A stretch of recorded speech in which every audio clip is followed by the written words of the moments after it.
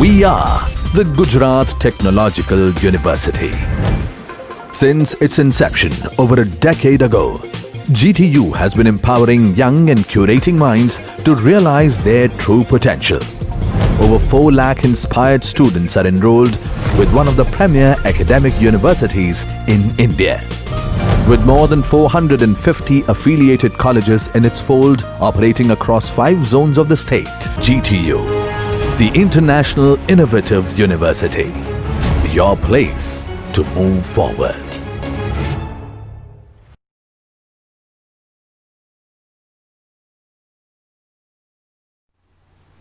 નમસ્તે મિત્રો. Electrification of building કોમ્પ્લેક્સીસના જીટીયુના વિન્ટર 2017ના પેપર સોલ્યુશનમાં આપનું સ્વાગત છે. ક્વેશ્ચન 1 છે, આન્સર એની 7 આઉટ ઓફ 10. 10માંથી 7 લખવાના છે. 2 માર્કના ક્વેશ્ચન આન્સર છે. તો જોઈએ વન બાય વન. ક્વેશ્ચન 1 છે, draw symbols of lamp, fan and 5 ampere 3 pin socket. Lamp માટેનો સર્કલ અને વચ્ચે ક્રોસનો સિમ્બોલ છે. ફેન, આ ફેન માટેનો સિમ્બોલ છે. And 5 ampere 3 pin socket. જો 15 એમ્પિયર હોય તો 2 સર્કલ ડ્રો કરી દેવાના. Question 2, what will be illumination level required four operation theatre and reception area. Operation theatre 300 luck. મિત્રો અહીંયા જો ઓપરેટિંગ ટેબલ પૂછ્યું હોય તો 1000 થી 2000 લક્સ આવે, એટલે કન્ફ્યુઝ થવાનું નહીં. રિસેપ્શન એરિયા 150 થી 200 lux. Question 3, why phase wire is always connected through switch. આ ક્વેશ્ચન અલગ અલગ રીતે પૂછાઈ શકે. Why fuse is never connected in neutral, એ રીતે પણ પૂછાઈ શકે. સમજીએ આને. સૌથી પહેલો મુદ્દો એ લખવાનો કે આ E32 બ્રેકેટમાં 2 આ નિયમ પ્રમાણે હંમેશા સ્વિચ અને પ્રોટેક્ટેડ ડિવાઇસ ફેઝ વાયરમાં કનેક્ટ કરવામાં આવે છે. બીજો મુદ્દો, આ રીતે ફેઝ વાયરમાં સ્વિચ અને પ્રોટેક્ટેડ ડિવાઇસ કનેક્ટ કરવાથી મેન્ટેનન્સ દરમિયાન જ્યારે સ્વિચ ઓફ હોય અને રિપેર દરમિયાન સ્વિચ ઓફ હોય ત્યારે કોઈ પણ પ્રકારનો ભય રહેતો નથી. જો મેન્ટેનન્સ દરમિયાન સ્વિચ અથવા પ્રોટેક્ટેડ ડિવાઇસ એ ન્યુટ્રલ વાયરમાં કનેક્ટ કરેલું હોય તો શું થાય, તો રિટર્ન કરંટ મળતું રહે અને પ્રોટેક્ટેડ ડિવાઇસના મેન્ટેનન્સ દરમિયાન શોક લાગવાનો ભય રહે છે, જેથી સ્વિચ અથવા પ્રોટેક્ટેડ ડિવાઇસને ફેઝ વાયરમાં કનેક્ટ કરવાથી શોક લાગવાનો ભય રહેતો નથી. The number of sub circuit for 5 lamp, 4 fan અને 3 5 એમ્પિયર પ્લગ પોઈન્ટ્સ. અહીંયા ટોટલ પોઈન્ટ પરથી ગણવાનું. આઈ રૂલ્સ પ્રમાણે એક સબ સર્કિટમાં 8થી વધારે પોઈન્ટ્સ કન્સિડર કરતા નથી. તેથી total number of points is equal to 5 plus 4 plus 3 is equal to 12. આને 8 વડે ભાગી દેવાના એટલે 1.5 આવે. 1.5 એટલે આપણે 2 લઈ શકીએ, એટલે 2 સબ સર્કિટ બને. Question 5, which wiring method is used for electrification of high rise building. મિત્રો વાયરિંગ મેથડ્સ પૂછી છે એટલે કેસિંગ, કેપિંગ, કોન્ડ્યુટ એ બધું અહીં નહીં લખવાનું, કારણ કે સ્પેસિફિક હાઈ રાઇઝ બિલ્ડિંગ માટે પૂછ્યું છે. તો આનું આન્સર સિમ્પલ એવું આવે કે ટ્રી સિસ્ટમ યુઝ થાય છે, અને ટ્રી સિસ્ટમમાં મોટા ભાગે રાઇઝિંગ મેઇન સિસ્ટમ યુઝ થાય છે. આ તમારું 2 માર્ક માટે આન્સર ઇનફ છે. તમને આ ફિગર યાદ હશે, આ ફિગરમાં આપણે ટ્રી સિસ્ટમ ભણ્યા હતા. તમે જોઈ શકો છો ટ્રી સિસ્ટમમાં દરેક ફ્લોર માટે સબ ડિસ્ટ્રીબ્યુશન બોર્ડ મૂકવામાં આવેલ છે.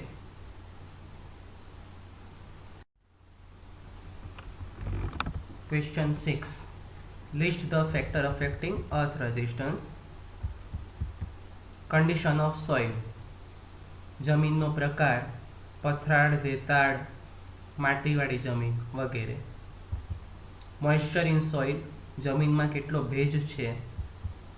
સાઇઝ ઓફ અર્થ ઇલેક્ટ્રોડ, આપણે જાણીએ છીએ કે 3 પિન પ્લગ હોય તો અર્થ પિન હોય હંમેશા એનું સાઇઝ હોય મોટી હોય, કારણ કે સરફેસ એરિયા વધારે હોવાથી કોન્ટેક્ટ વધારે મળી રહે અને લીકેજ કરંટ ઝડપથી પસાર થઈ શકે, કારણ કે અવરોધ R=ρ L/A, એરિયા વધારે હોવાથી અવરોધ ઓછો છે. ડેપ્થ બ્યુરીડ અર્થ ઇલેક્ટ્રોડ, જમીનમાં કેટલી અંદર અર્થ ઇલેક્ટ્રોડ તમે નાખ્યું છે. કંડક્ટર મટીરિયલ, જનરલી આપણે કોપર કંડક્ટર વાપરીએ છીએ, પણ પ્રકાર બદલાય તો અર્થ રેઝિસ્ટન્સ બદલાય. મટીરિયલ પ્યોરિટી ઓફ અર્થપીટ, અર્થપીટમાં આપણે જે મટીરિયલ કોલસો અને મીઠું યુઝ કરીએ છીએ એ કેટલું પ્યોર રહ્યું છે એના પર આધાર રાખે છે. આટલા ફેક્ટર છે મિત્રો. 2 માર્કમાં તમે 4 મુદ્દા લખો, it is valid. Question 7. List various safety device used in high rise building. High rise બિલ્ડિંગમાં વપરાતી safety device. MCB, ELCB, RCCB. મિત્રો આટલી ડિવાઇસ ઇનફ નથી, કારણ કે પ્રોટેક્શન ડિવાઇસ કે ઇલેક્ટ્રિકલ પ્રોટેક્શન ડિવાઇસ નથી લખ્યું. સેફ્ટી ડિવાઇસ છે, હાઈ રાઇઝ બિલ્ડિંગ છે, એટલે એડિશનમાં લખવાનું CCTV, fire alarm, smoke detector. Question 8. List different types of lighting schemes. આપણે ખબર છે લાઇટિંગ સ્કીમ જુદા જુદા પ્રકારની હોય છે, ખાલી લિસ્ટ લખવાનું છે અહીં. Direct lighting, semi direct lighting, indirect lighting, semi indirect lighting, general lighting. આ જુદી જુદી લાઇટિંગમાં ફરક એટલો જ હોય કે કેટલો પ્રકાશ ડાયરેક્ટ એટલે સીધો સરફેસ પર પડે છે અને કેટલો પ્રકાશ રિફ્લેક્ટર થ્રુ આવે છે. જનરલ લાઇટિંગમાં ડિફ્યુઝ લાઇટિંગ આવે, તમારું ડેકોરેશનની લાઇટિંગ આવે વગેરે. નીચેની ફિગર જોઈને તમને યાદ આવશે, પરીક્ષામાં દોરવાની જરૂર નથી, આ ખાલી તમારી સમજણ માટે છે. ડાયરેક્ટ લાઇટિંગ સીધો સરફેસ પર પ્રકાશ આવે 30 to 90%. Indirect lighting, semi direct lighting, semi indirect lighting અને ડિફ્યુઝ લાઇટિંગ અથવા તો other general lighting. Question 9. Define service line, state types of service line. માત્ર વ્યાખ્યા આપવાની છે અને સર્વિસ લાઇનના પ્રકાર કહેવાના છે. સર્વિસ લાઇન હોય કે સર્વિસ મેન્સ હોય, સાદી ભાષામાં વ્યાખ્યા આપવી હોય તો એ રીતે આપી શકાય. The line which connects supplier points to consumer point is called service line. Supplier પોઇન્ટને એટલે કે ડિસ્ટ્રીબ્યુશનના પોઈન્ટને કન્ઝ્યુમરના પોઈન્ટ સાથે કનેક્ટ કરતી લાઇનને સર્વિસ લાઇન કહેવામાં આવે છે. સર્વિસ લાઇન અથવા સર્વિસ મેન્સ હોય આ રીતે લખી શકાય. એના પ્રકાર, there are 2 types of service line: overhead service line and underground service line. આટલું તમારું 2 માર્કમાં આન્સર લખવાનો. સર્વિસ લાઇન ઓવરહેડની તમને ફિગર યાદ હશે, આ રીતની કંઈક ફિગર છે. પરીક્ષામાં દોરવાની નથી, આ ખાલી તમને યાદ અપાવવા માટે છે. તમે જોઈ શકો છો કે સર્વિસ પોલ છે, સર્વિસ મેન્સ છે, ત્યાંથી એનર્જી મીટરમાં આવે, એનર્જી મીટરમાંથી સપ્લાયર ફ્યુઝમાંથી જઈને મેઇન સ્વિચમાં જાય, મેઇન સ્વિચમાંથી ડિસ્ટ્રીબ્યુશન બોર્ડ. આ ઓવરહેડ સર્વિસ લાઇન માટેની ફિગર છે.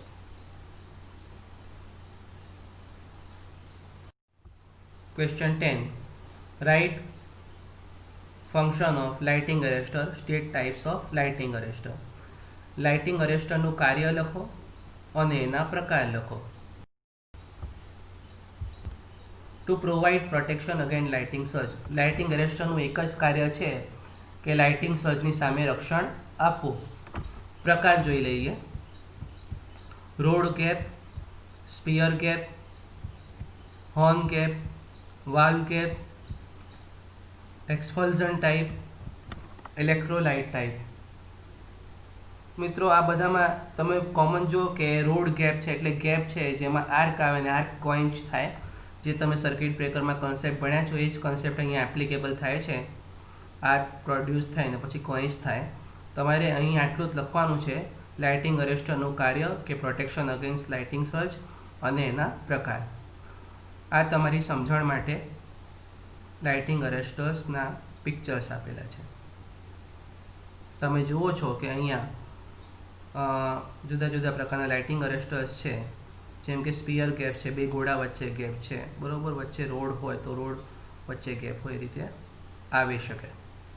તો આ 2 માર્કના ક્વેશ્ચન્સ એટલે કે ક્વેશ્ચન 1 પૂરું થયું. આગળ વધીએ. ક્વેશ્ચન 2 એ 3 માર્ક્સનું છે. Explain method of testing insulation resistance IR between conductor and earth. Figure છે મિત્રો, ફિગરના 1 માર્ક મળશે અને ડિસ્ક્રિપ્શનના 2 માર્ક, એમ 3 માર્ક મળશે. ફિગર ઇમ્પોર્ટન્ટ છે, જો ફિગર ડ્રો કરો સારી રીતે તો અડધું કામ થઈ જશે. સમજીએ કઈ રીતે. ધ્યાનથી ફિગર જોઈએ. સર્કિટ ડાયાગ્રામ કે વાયરિંગ ડાયાગ્રામ કહી શકાય એને. આ સર્કિટ ડાયાગ્રામમાં તમે જુઓ કે મેઇન સ્વિચ છે ઓફ પોઝિશન પર છે. પહેલો point, main switch off position પર છે. બીજો પોઈન્ટ, ફ્યુઝ છે એની જગ્યાએ લગાવેલ છે, ફ્યુઝ સર્કિટમાં જોડેલ છે. ત્રીજો પોઈન્ટ, ફેઝ અને ન્યુટ્રલ વચ્ચે લિંક લગાવેલ છે, શોર્ટ કરેલ છે. ચોથો પોઈન્ટ, લેમ્પ છે, લેમ્પ એના હોલ્ડરમાં ફિક્સ કરેલ છે. પાંચમો પોઈન્ટ, સ્વિચ છે એની ઓન કન્ડિશનમાં છે. આ 5 પોઈન્ટ રાખો એટલે પ્રોસિજર પહેલાંના કન્સિડરેશન પૂરા થયા. ત્યારબાદ શું કરવાનું હોય આપણને ખબર છે કે કંડક્ટર અને અર્થ વચ્ચે IR મેઝર કરવાનું છે, એટલે કંડક્ટર અને અર્થ વચ્ચે એટલે કે લાઇન અને અર્થ વચ્ચે મેગર કનેક્ટ કરવાનું, મેગરનું હેન્ડલ ફેરવવાનું, રીડિંગ આવશે. આ પ્રોસિજર છે. જોઈએ આગળ. As per IS 48, the value of IR should be such that the value of leakage current should not be more than 1/5000 times of full load current. એટલે કે IS 48 પ્રમાણે insulation રેઝિસ્ટન્સની value એવી હોવી જોઈએ કે લીકેજ કરંટ ફૂલ લોડ કરંટના 5000માં ભાગ કરતાં વધારે ન હોવું જોઈએ. હવે કન્સિડરેશન જોઈએ. Points to be considered for test. પહેલું છે મેઇન સ્વિચ ઓફ હોવી જોઈએ. બીજું છે મેઇન ફ્યુઝ ઇન પોઝિશન હોવું જોઈએ, એની પોઝિશનમાં લગાવેલ હોવું જોઈએ. ત્રીજું છે all switches are in on position, switch on position પર હોવી જોઈએ. લેમ્પ સોકેટમાં હોવા જોઈએ. ચોથું અને પાંચમું, short link between line and neutral. જે 5 પોઈન્ટ્સ આપણે ફિગર્સમાં, સર્કિટ ડાયાગ્રામમાં, વાયરિંગ ડાયાગ્રામમાં જોયા હતા, એ 5 પોઈન્ટ એના કન્સિડરેશન છે. ત્યારબાદ મેથડ આપણને ખબર છે. મેગરને લાઇન અને અર્થ વચ્ચે કનેક્ટ કરીને ફેરવવામાં આવે હેન્ડલને અને રીડિંગ લેવામાં આવે. આ રીડિંગ છે કેટલું હોવું જોઈએ? પર પોઈન્ટ 50 મેગાઓહમ. જેટલા પોઈન્ટ હોય મલ્ટીપ્લાય બાય 50, એના કરતાં ઓછું ન હોવું જોઈએ. તો આ હતું IR test between conductor and earth. Question 2 એ ઓરમાં એક્ઝામ્પલ છે. IR ટેસ્ટના ઓરમાં 3 માર્કનું જ છે અને ડિટેલમાં એવું છે 40 મીટર ગુણ્યા 15 મીટરનો એક ઓફિસ એરિયા છે, જેમાં 40 વોટના ફ્લોરસેન્ટ લેમ્પ્સ લગાવવાના છે, જેનું લુમેન આઉટપુટ 2700 લુમેન્સ છે. અને ઓફિસ એરિયા માટે એવરેજ ઇલ્યુમિનેશન 200 લક્સ છે. તો આપણે નંબર ઓફ ફિટિંગ કેટલા, 40 વોટના લેમ્પ કેટલા જોઈએ એ ગણવાનું છે.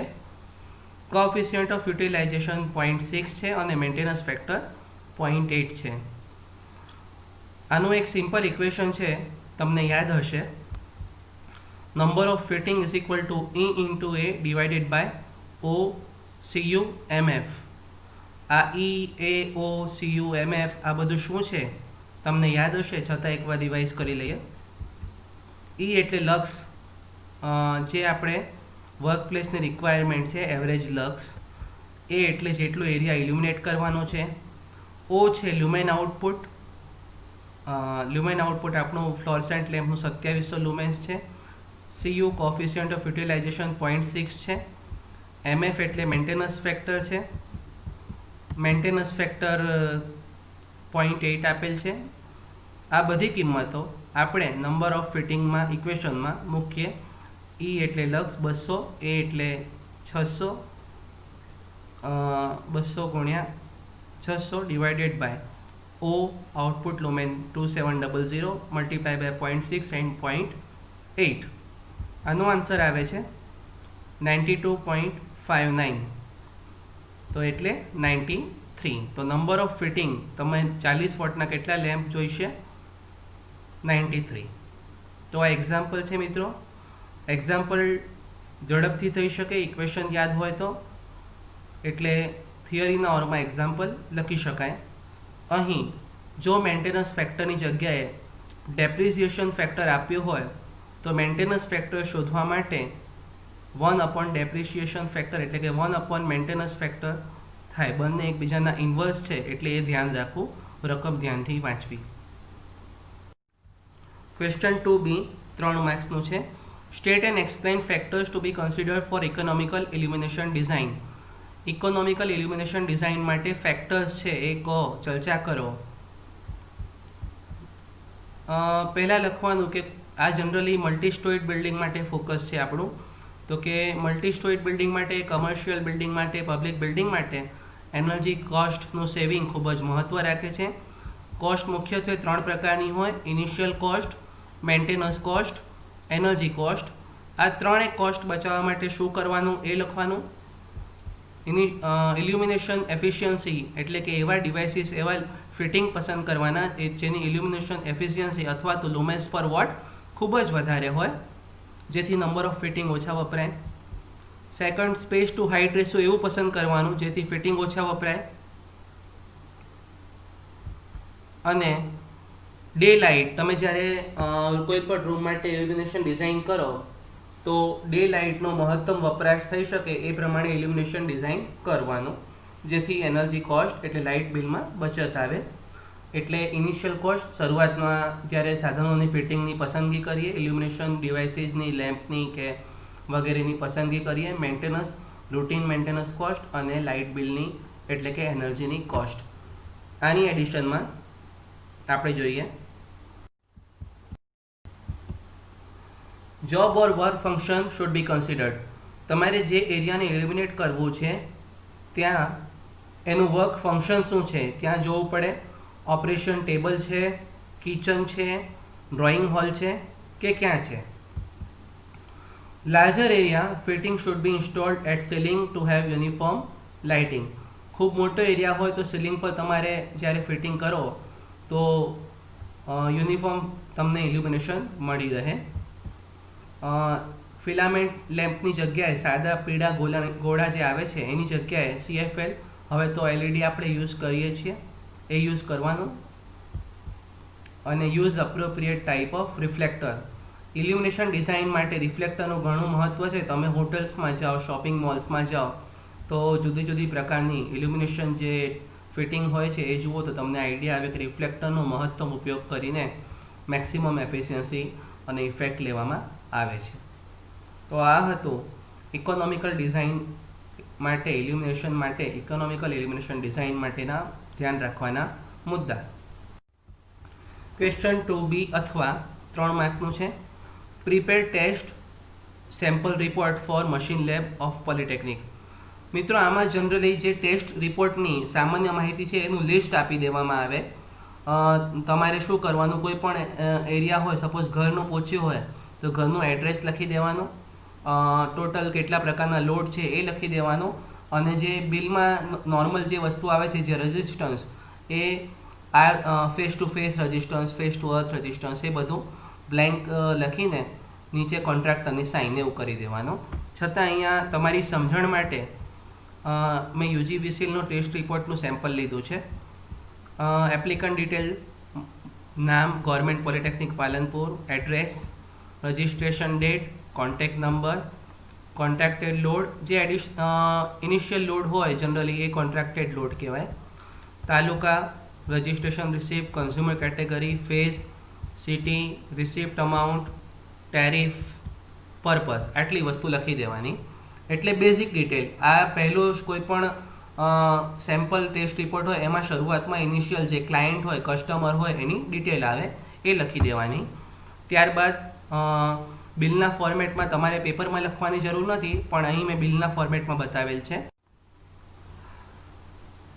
મિત્રો, આ ફોર્મેટમાં ડિટેલ વસ્તુ છે, તમારે એક્ઝામમાં ફોર્મેટ બનાવવાની જરૂર નથી.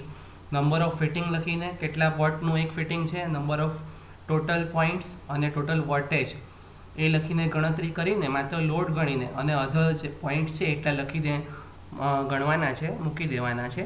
3 માર્ક્સમાં એનાથી વધારે તમારી જોડે એક્સપેક્ટેશન નથી. હાલ અહીંયા સમજી લઈએ.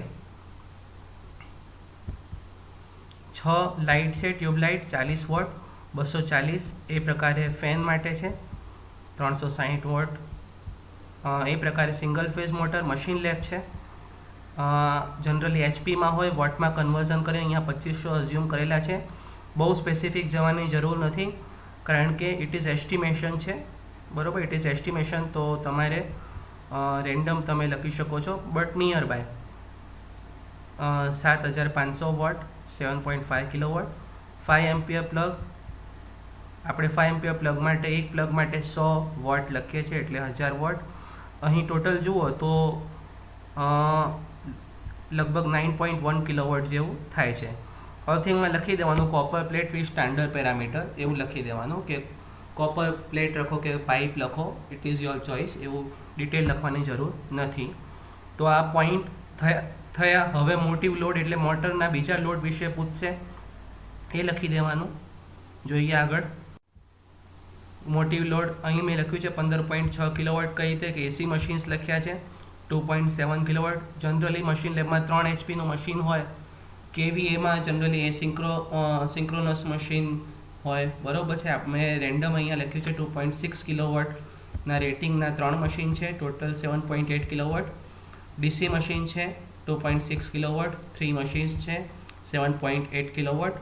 તો ટોટલ થયા 15.6 કિલોવોટના મોટર્સ, બરાબર. હવે એના પછી અહીં લખી દેવાનું કે separate ICTP is provided for 3 phase machines and ICTP for single phase machines, બરાબર. અને એટલે દરેક મશીનનું પોતાનું આઈસીટીપી અથવા આઈસીડીપી લગાડેલ છે. ઈએલસીબીના બદલે અહીંયા આઈસીડીપી લખી શકાય. વધુ ડિટેલ આપવાની જરૂર નથી. અને તમે જ્યારે એક્ઝામમાં લખો ત્યારે lighting circuit, motor circuit, phase to earth, dash mega ohm એ રીતે કરીને લખી દેવાનું. વેલ્યુઝ લખવાની તમારે કોઈ જરૂર નથી. 9.1 કિલોવોટ આપણે આગળ જે ગણ્યું લાઇટિંગ લોડ કહી શકાય. 15.6 કિલોવોટ મોટિવ લોડ એટલે ટોટલ થયું 24.7 કિલોવોટ, એટલે લગભગ 25 કિલોવોટ તો તમારો લોડ. નીચે સ્ટેમ્પ ઓફ કોન્ટ્રાક્ટર ને સુપરવાઇઝર સ્ટેમ્પ. આ લખીને આવું 3 માર્ક્સમાં લખી શકાય, બરાબર છે. તો આ થયું મશીન લેબ માટે supervisor test report. Question 2C, write steps for estimation of multi storage building. 4 માર્કનું છે. મલ્ટી સ્ટોરેજ બિલ્ડિંગ માટે એસ્ટિમેશન એટલે ઇલેક્ટ્રિકલ વાયરિંગ માટેનું એસ્ટિમેશન કરવાના મુદ્દા લખો, સમજાવો. 4 માર્કનું ડિટેલમાં છે એટલે જોઈએ. Number of points and loads are high. Multi storage building છે, તમારે અહીં ડિટેલમાં લખવાનું છે. મેં પોઈન્ટ્સ લખ્યા છે, તમારે પોઈન્ટ્સ નથી પરંતુ ડિટેલમાં સેન્ટેન્સમાં વાક્યો બનાવીને લખવાના છે. મોટી બિલ્ડિંગમાં, મલ્ટી સ્ટોરેજ બિલ્ડિંગમાં ઘણા બધા અપ્લાયન્સીસ હોવાથી લોડ ખૂબ જ હાઈ છે. નંબર ઓફ પોઈન્ટ હાઈ છે, સેવરલ 100 કિલોવોટ લોડ હોય છે. અને પહેલું શું કરવાનું, આપણે ટોટલ લોડ કેલ્ક્યુલેટ કરીએ છીએ. કઈ રીતે કેલ્ક્યુલેટ કરીએ છીએ? બ્લુ પ્રિન્ટ અને વાયરિંગ લેઆઉટ પરથી કરીએ છીએ. ત્યારબાદ લોડ ગણાઈ ગયા પછી આપણે શરૂઆત ક્યાંથી કરીએ છીએ? સપોઝ એક મલ્ટી સ્ટોરેજ બિલ્ડિંગ છે, ફ્લેટ છે, તો એક ફ્લેટ માટે આપણે ગણીએ છીએ તો પર ફ્લોર લોડ ગણીએ છીએ. તો પર ફ્લોર માટે એક ફ્લેટનું લોડ ગણીને મલ્ટીપ્લાય બાય ટોટલ કેટલા ફ્લેટ છે એને મલ્ટીપ્લાય કરીને એક ફ્લોરનું મળે. જેમ કે એક ઘર છે, એક ઘરનું 4 કિલોવોટ હોય અને 10 ફ્લેટ એક ફ્લોર પર હોય તો 10 ગુણ્યા 4 40 કિલોવોટ એક ફ્લોરનો લોડ થાય. અને પછી જેટલા ફ્લોર હોય, સપોઝ 6 ફ્લોર છે તો 240 કિલોવોટ ટોટલ લોડ થાય. અને પછી શું કરવાનું, પહેલાં તમે ફ્લેટ પરથી એક ફ્લોરનું ગણ્યું, પછી એક ફ્લોર પરથી આખી બિલ્ડિંગનો મલ્ટીપ્લાય કરીને લોડ ગણી ગયો. આ તમારી જોડે લોડ આવી ગયો. લોડ એસ્ટિમેટ કરતી વખતે હંમેશા વધારે ગણવામાં આવે છે, કારણ કે આપણે ફૂલ અઝ્યુમ કરીએ છીએ કે ભવિષ્યમાં ફ્યુચર એક્સપાન્શન થાય ત્યારે કન્સિડરેશન થઈ શકે. આગળ જોઈએ. આ લોડ ગણાઈ ગયો આપણી જોડે. હવે શું કરવાનું? Steps for estimation of multi storied building. એટલે હજી આગળ વધીએ કે આ લોડ એનાલિસિસ થઈ ગયું. આમાં 3 ફેઝ કેટલું છે, સિંગલ ફેઝ કેટલું છે, એ બધું બાયફર્કેટ કરી દેવાનું. નંબર ઓફ સબ સર્કિટ નક્કી કરી દેવાની. એના પછી વાયરિંગ ડાયાગ્રામ તમે બનાવી શકશો, એટલે ડિસ્ટ્રીબ્યુશન બોર્ડથી સ્વિચ બોર્ડ સુધીનો વાયરિંગ ડાયાગ્રામ તમારી જોડે આખું રેડી થઈ જશે. વાયરિંગ ડાયાગ્રામ રેડી થઈ જાય એટલે વાયર ગણાઈ જાય તમારી જોડે. વાયર એસેસરીઝ બધું ગણાઈ જાય, કેટલા સ્વિચ બોર્ડ છે, ક્યાં ક્યાં ડિસ્ટ્રીબ્યુશન બોર્ડ આવશે, કઈ પ્રોટેક્ટિંગ ડિવાઇસ આવશે, આ બધું ગણાઈ જશે. આ બધું ગણાઈ જાય પછી એસઓઆર તૈયાર થાય આખા વાયરિંગ ડાયાગ્રામ પરથી. એસઓઆરમાં કઈ કઈ વસ્તુ ધ્યાને રાખવાની છે, જે ઉપર કીધી એ બધી. કઈ સાઇઝ ઓફ કેબલ તમારે ગણવાનું છે, કયું મેઇન સ્વિચ માટે અને ડિસ્ટ્રીબ્યુશન બોર્ડ માટે. મેઇન સ્વિચ, ડિસ્ટ્રીબ્યુશન બોર્ડ, કોન્ડ્યુટની સાઇઝ, કોન્ડ્યુટની રિક્વાયરમેન્ટ, કેટલા મીટર કોન્ડ્યુટ જોઈએ, વાયર એન્ડ ઇટ્સ રેટિંગ, તમારું વાયર છે એ કેટલા રેટિંગનું જોઈએ છે, બરાબર છે. કયા લોડ પ્રમાણે કેટલા રેટિંગનું વાયર છે, ડાયાગ્રામ પરથી કે કેલ્ક્યુલેશન પરથી તમને ખબર પડી શકે. મટીરિયલની કોસ્ટ, આ બધા જ મટીરિયલની કોસ્ટ તમને બનાવવાની છે એસઓઆરમાં. અને મટીરિયલ કોસ્ટની સાથે લેબર કોસ્ટ એડ કરવાની છે. અને last one is overhead charges. એમાં ઘણા બધા તમે ચાર્જીસ કહી શકો, એડમિનિસ્ટ્રેટિવ ચાર્જીસ. ઓવરહેડમાં પણ 6 થી 7 પ્રકારના સબ ચાર્જીસ આવે છે. તો આ પ્રમાણે મલ્ટી સ્ટોરેજ બિલ્ડિંગમાં ઇલેક્ટ્રિફિકેશનનું એસ્ટિમેશન થઈ શકે. નેક્સ્ટ જોઈએ.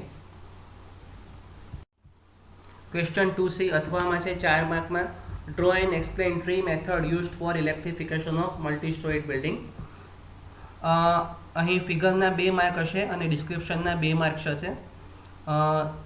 ફિગર સર્કિટ ડાયાગ્રામ તમને આગળ ક્વેશ્ચન 1માં બતાવ્યો હતો.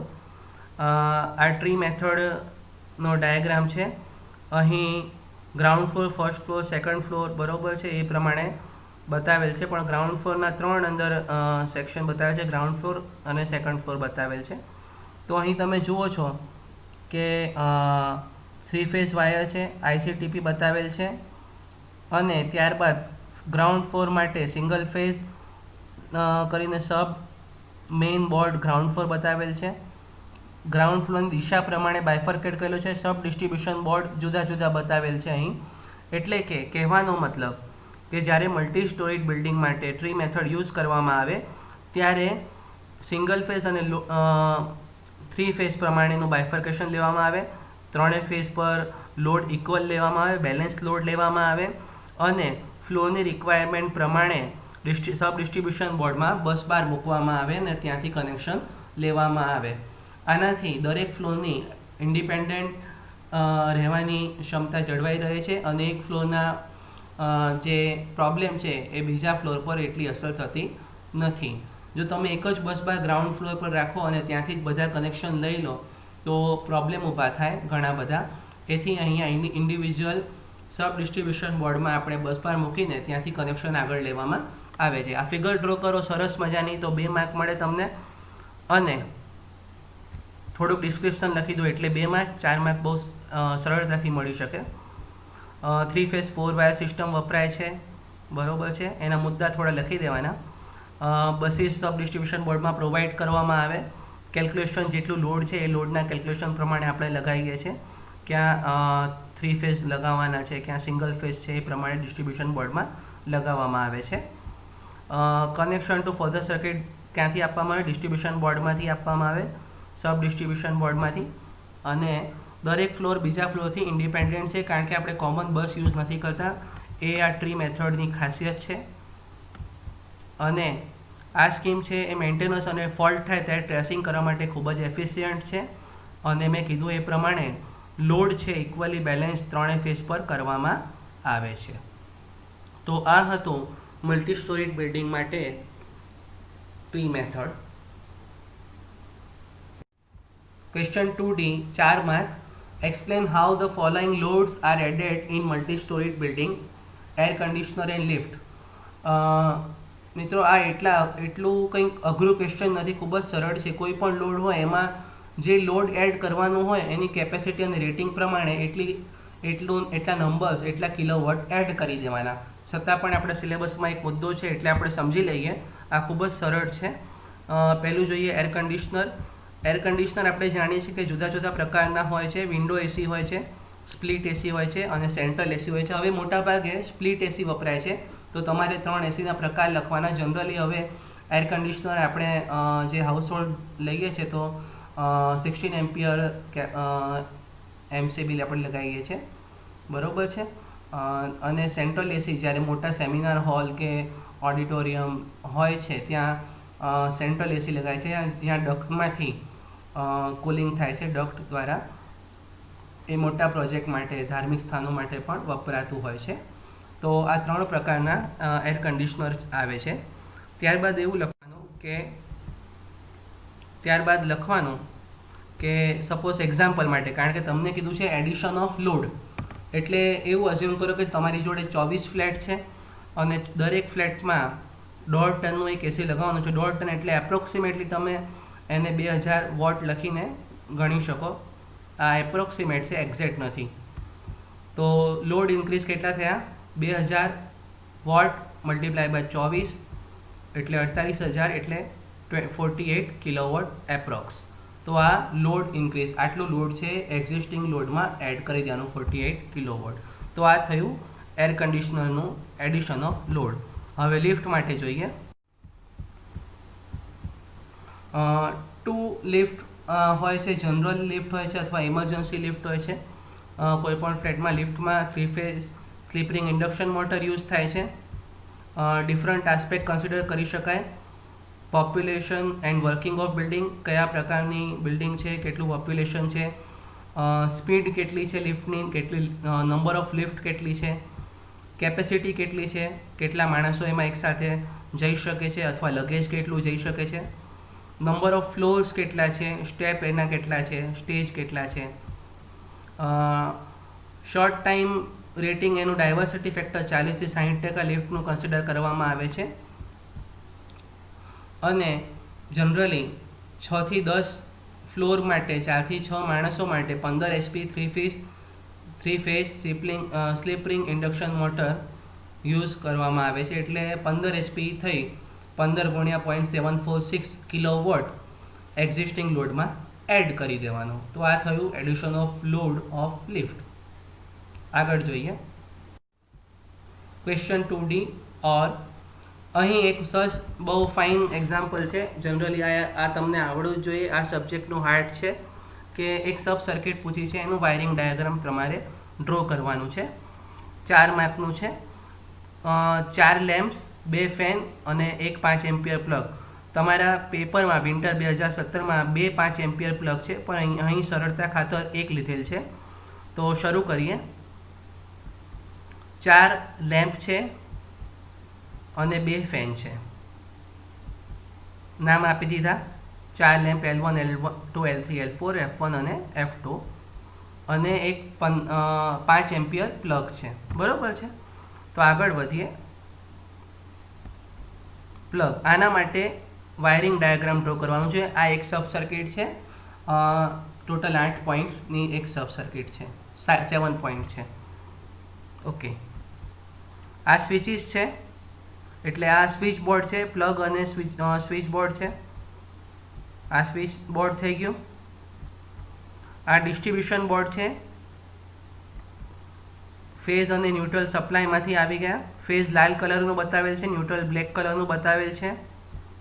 ન્યુટ્રલમાં ન્યુટ્રલ લિંક લગાવી ત્યાંથી આગળ વધી દરેક પોઈન્ટમાં ન્યુટ્રલ આપી દીધું અને પ્લગના એક પોઈન્ટમાં ન્યુટ્રલ આપી દીધું, એટલે ન્યુટ્રલનું કામ પૂરું થયું. ત્યારબાદ ફેઝમાં લાઇનમાં ફ્યુઝ લગાવ્યું.